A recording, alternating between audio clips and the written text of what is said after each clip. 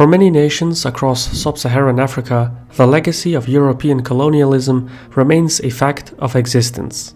In Cameroon, the nation finds itself torn between the francophone government and anglophone separatists. And although frustrations emerged briskly a few years ago, the origins of the standoff traces back to the colonial era and the infamous Scramble for Africa. I'm your host Shirvan and welcome to Caspian Report. I promise you, now you could die before we. And Amber, if you never kill till the last one, no man no could stop. Till you bury the last one, till the last one is buried. Amber, yeah? Oh, yeah. Amber, yeah? Oh, yeah. If we are not killed till the last one, Amber no could stop.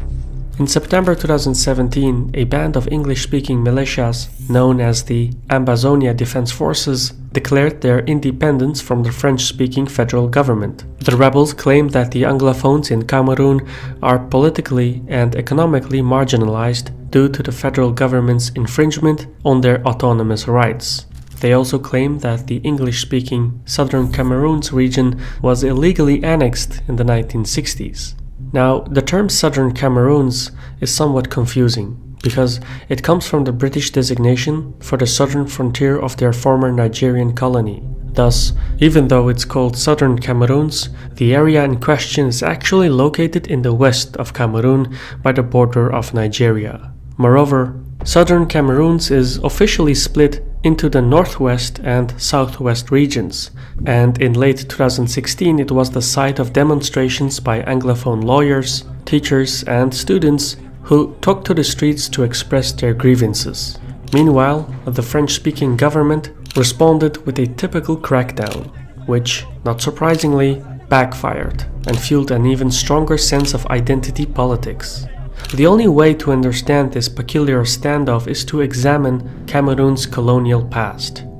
In the mid-19th century, British missionary Alfred Saker and his community of freed slaves arrived by the mouth of the Wouri River. Together, they founded the city of Victoria, now called Limbe.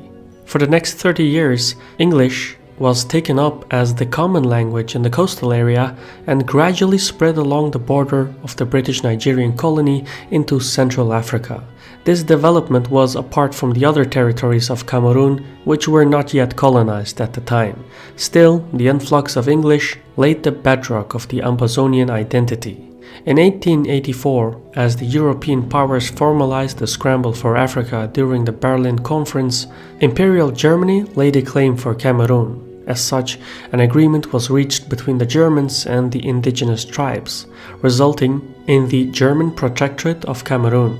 For practical purposes, however, Berlin was barely involved in the direct administration of its colonial holdings, relying instead on the trading companies that were seeking to seize and exploit Africa's natural resources.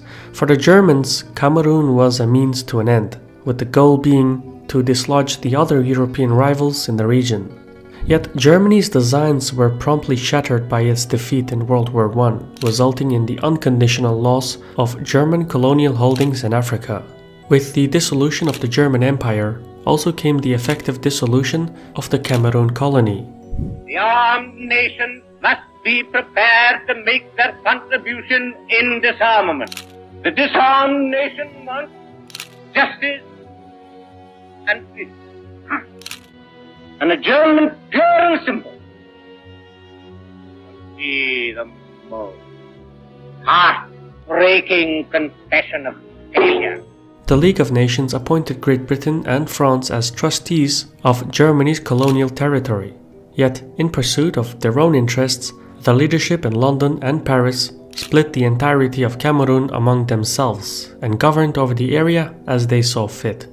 In a situation that is comparable with the Sykes-Picot Agreement, where the British and French carved territories from the Ottoman Empire, an artificial border was drawn along the parameters of modern-day Nigeria and Cameroon.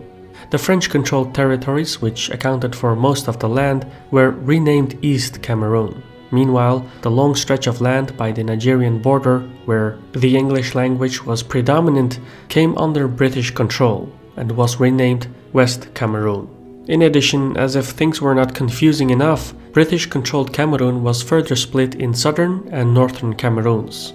The effective takeover of Cameroon was aggravated by the fact that Paris and London enforced completely different forms of governance. While the British largely left the affairs in the hands of the local English-speaking chiefs, which strengthened the Ambazonian identity, France took a more heavy-handed approach. For instance, the French colonial administration took a direct role in overseeing taxation, courts, education, and economic matters. France highly involved itself in the ordinary lives of the tribal people, in an attempt to cement its culture, traditions, and language in the heart of the African continent. On the other hand, French Cameroon was less democratic than its counterpart, and suppressed the growing nationalist movement within its territories. Essentially, the two governing philosophies of the British and the French could not have been more different, and the decades-long experience of the two colonial administrations contributed to the formation of two distinct nations. British Cameroon would remain anglophone in culture and craft its justice, educational, and social system according to British standards, while retaining ideas of limited governance. At the same time, French Cameroon was successful in creating a francophone ruling elite who emulated French traditions of centralized power, and a population that used French as a common language in a sea of indigenous ethnicities. The end of World War II brought about the rapid decline of the European powers' control over their colonial holdings. By the turn of the year in 1960, pressure from independence movements and domestic dissidents forced the French government to formally grant Cameroon its independence. In the meantime, the status of British Cameroons fell into a state of flux, and the United Nations intervened by calling for a vote. The local populations of southern and northern Cameroons were given two options in a referendum. They could either join the newly independent Nigeria or unite with the rest of Cameroon. Despite the local desire for a fully sovereign Ambazonia, British policymakers did not believe that an independent state was economically viable. Plus, they wanted to shape Africa's decolonization in their favor, so that the English-speaking territories would still have close connections to London. As a result, the United Nations removed the independence option from the referendum ballot. Once again, even in decolonization, colonial rivalry sealed the political course of the African continent. A year later, the votes were cast. While northern Cameroons voted to join Nigeria, southern Cameroons joined the independent Republic of Cameroon. Although southern Cameroons shared the English language and heritage with Nigeria, the local elites feared that their region would lose all autonomy to the much larger Nigerian government. So, to preserve the local autonomy, joining the smaller government of Cameroon made sense. Afterwards, representatives of southern Cameroons met with President Amadi Ahidjo and reached a verbal agreement on reunification. The Anglophones came away from the meeting believing that they had been promised a new constitution to be part of a federal government, where all constituent federalized states would have autonomy. What happened instead is that President Ahidjo embraced a constitution that concentrated authority in the federal government's capital, Yaoundé. The only concession the Anglophones received in return were legislative seats that assured some representation. Believing that they had been deceived by their francophone counterparts and that the British had abandoned them, the Anglophone representatives reluctantly accepted Ahidjo's proposed constitution and sealed the deal for a unified federal Cameroon in September 1961. A decade later, however, Ahidjo had a change of heart owing to the French advisors that surrounded him.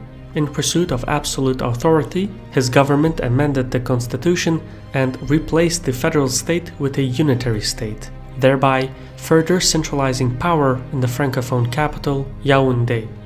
Moreover, southern Cameroon was split into smaller administrative districts that all reported directly to the presidency, rendering the effective autonomy of southern Cameroon almost non-existent. Thereupon, the federal government enforced a series of anti-English reforms, including measures that forced the Anglophones to cut all ties to the United Kingdom.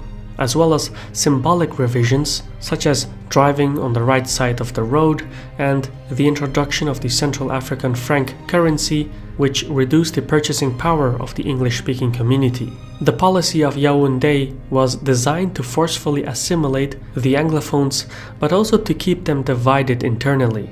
As such, over the course of the decades, the political elite of the Anglophones became dependent on the federal government for support and in fact competed with one another. Ahidjo remained in office until 1982 and was succeeded by Paul Biya, who largely maintained the centralized and francophone-focused policies. Much like his forerunner, President Biya has sought to further divide the Anglophones of Cameroon and bring them closer to the francophone identity. But in November 2016, the Anglophone frustrations erupted, resulting in strikes and protests that were met with violence and government-sanctioned internet outages. Since then, the Anglophone movement has grown to the point where secessionists have taken up arms against the federal government.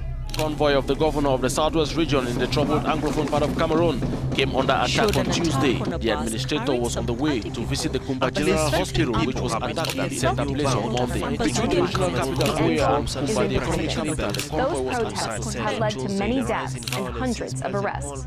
In the context of sub-Saharan Africa, Cameroon's crisis is not unique.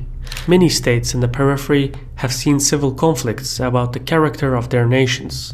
Yet, at heart, the Anglophone crisis is the legacy of colonialism and the fact that the federal political leaders have lost sight of the root of the situation. I've been your host Shirvan from Caspian Report. Special thanks to Tom Henderson for helping me research this topic, and credit goes to our contributors on Patreon for giving us the means to produce content like this. Now, if you want to gain access to sources, PDF files, early access, etc., visit our crowdfunding page on patreon.com/CaspianReport for more information. In any case, thank you for your time, and Saul.